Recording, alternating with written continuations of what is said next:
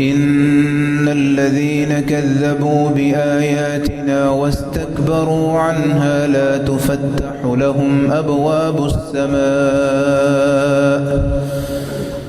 تفتح لهم أبواب السماء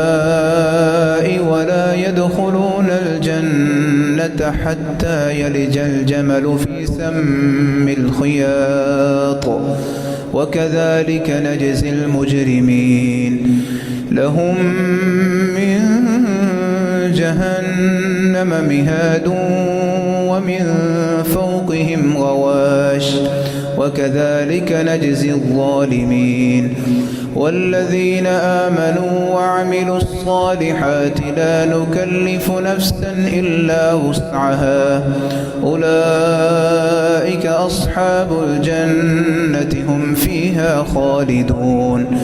ونزعنا ما في صدورهم من غل تجري من تحتهم الأنهار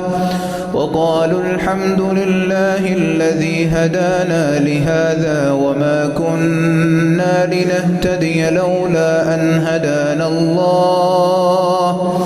لقد جاءت رسل ربنا بالحق ونودوا أن تلكم الجنة أورثتموها بما كنتم تعملون ونادى أصحاب الجنة أصحاب النار أن قد وجدنا ما وعدنا ربنا حقا فهل وجدتم ما وعد ربكم حقا قالوا نعم فأذن مؤذن بينهم اللعنة الله على الظالمين الذين يصدون عن سبيل الله ويبغونها عوجا وهم بالآخرة كافرون وبينهما حجاب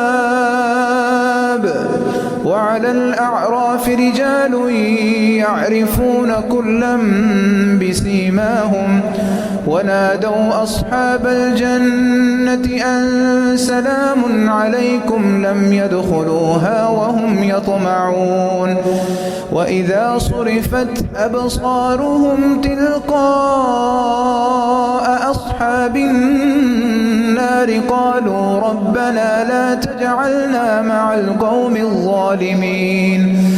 ونادى أصحاب الأعراف رجالا يعرفونهم